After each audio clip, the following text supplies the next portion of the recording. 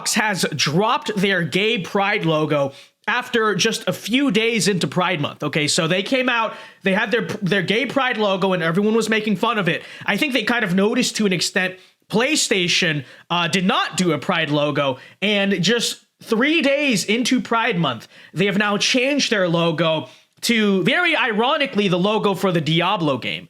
So, you know, I'm just going to point that out. It is kind of ironic how they start off with the gay pride logo and then they transition that into a logo that symbolizes hell. Hey, don't get mad at me. I'm just pointing out that is what Xbox did here, okay? But you have this story here, and they're not the only one. That includes also the U.S. Navy, okay? So right first day of Pride Month, they changed their logo, their banner, I should say, their Twitter banner. It used to be Top Gun. June 1st, they changed it to Top Gay. That's what this is, apparently, Top Gay, you know, the gay F-16. And then in the span of a few days after that again, all of a sudden it changed right back.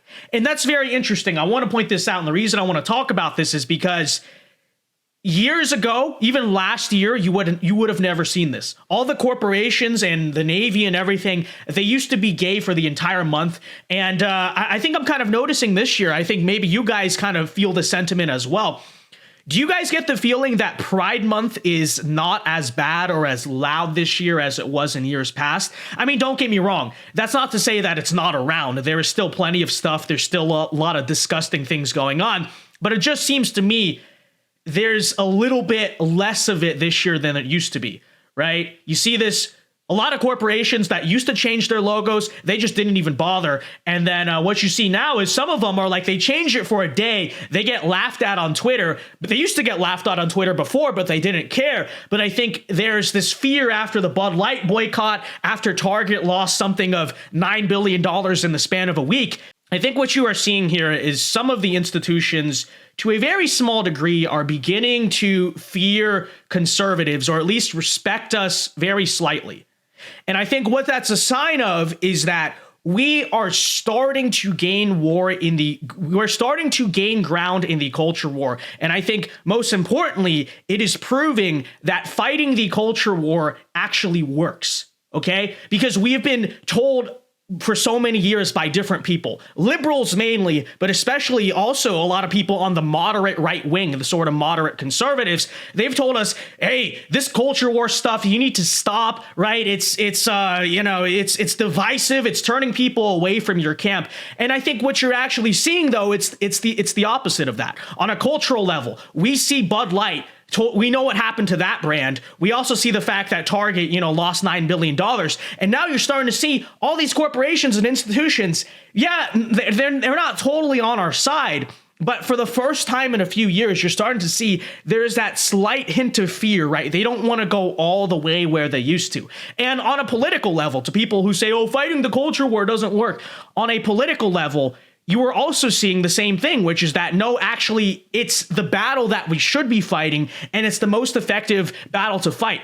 Think about it's been a rough few years, right? But think about the best Republican electoral victories in the past few years. Glenn Youngkin goes into deep blue Virginia and flips it for the Republicans. Did he win that entirely because of economic issues? Did he go and just say, we're going to cut taxes and that was it? No, he focused heavily on two things. COVID, which used to be a culture war issue of 2021. And then secondly, this LGBT stuff, especially going on in schools and CRT and all of that stuff. Glenn Youngkin was a cultural warrior. That's why he flipped the state of Virginia. And then if you want to talk about like Ron DeSantis winning by 20 in the state of Florida, when you think of DeSantis, do you think of tax cuts as a governor, or do you think of, all this, fighting education, fighting Disney, all of that? I think you have the answer there. So it does go to show that, at least I want to make people slightly optimistic. We are making ground here in this culture war.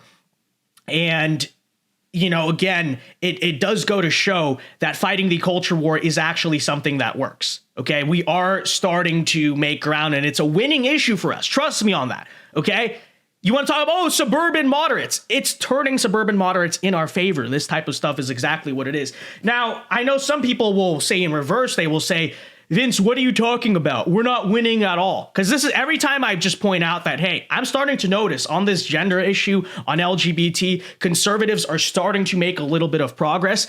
I will get that crowd, the moderates who say, no, we shouldn't fight the culture war. But then on the other side, I will hear from some conservatives that just, they never want to take credit for anything. They'll just say, Vince, what are you talking about? They still change their profile pictures, so that means we haven't won. I still see gay marches and pride stuff everywhere. It's like, no, okay, listen.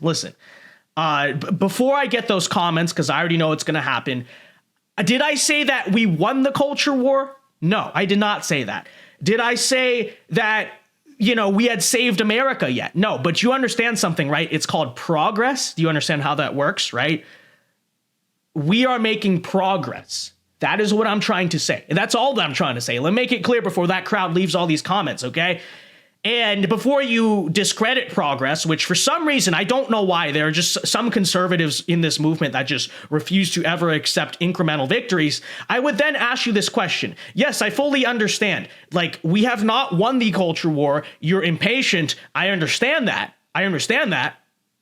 But we also have to acknowledge where progress is being made. Because did the left take over this country overnight? Did we wake up one day tomorrow? Yesterday it was a Christian theocracy, and then today all of a sudden this stuff happens? No, understand, the way that the left took over this country was gradual cultural shifts over the span of decades. And that's generally how things need to be done, right? You don't win wars overnight. You don't change things entirely overnight. It's basically always, with most things in life, it's a long march. It's a process. It's an ascent to power. Sure, sometimes it happens faster than others, but it's still fundamentally, this is what you have to do. Okay. And so we are going to have to do the same. And I would point that out to conservatives who just look at the fact that, hey, Pride Month this year, every year it's gotten worse. And then this year, it seems to have taken a step back. To the conservatives who don't want to say that's progress, I would say, number one, what exactly are you doing then? What is your solution to totally fix the country overnight? And why is it not being enacted? Oh, why? That's why, because it's going to take an incremental process, right? We understand that. And then B, I would say, yes, it is, it's very good that you are vigorous. It's very good that you want to keep the pressure up. And I'm 100% agreeing. Keep the pressure up. Do not get complacent. We have not won this battle by any means. Keep pushing up the mountain. But I would also say, listen, some people need to be optimistic. When we have grounds for optimism, I think we ought to acknowledge it. And, patience, it's going to take some degree of patience to take back the country. Okay. And so I would say stay vigorous, but stay patient at the same time. We are starting to make grounds. It's a good thing. It's a good sign. I don't think it should entirely be rejected. But anyways, there's Pride Month. I mean, we'll see. We're about, 5 days in the Pride Month. It hasn't been as bad as usual so far. Now, maybe that totally changes and you come back to me saying, see, Vince, I told you. But I have a glaring skepticism, or I should say I have a glaring premonition, whatever the word is. I don't know why I said skepticism, that the Pride Month we see this year is going to be a little bit quieter. And why is that again? That's not because conservatives sat around and did nothing. That's because we made our voices heard. We started to push back. And corporations fear us. A lot of educational institutions fear us because the parents are pulling their kids out of school and all this different stuff. And they're making a loud thing at the school board. And the school board members are scared that they're going to lose their elections, right? We are making progress here. Stay optimistic, stay patient. Okay, it's going to take time. I'm not by any means trying to encourage complacency. I'm just saying when you've been getting beaten up and you've made no progress and you've just let the enemy win for some 20 plus years, and 1 year out of those 20 plus, you start to see, oh, wait a minute. At the very least, we stopped the advance, right? If we have not pushed back yet, at least we kind of halted the enemy in their tracks. I think that's a good sign. I wouldn't discredit it.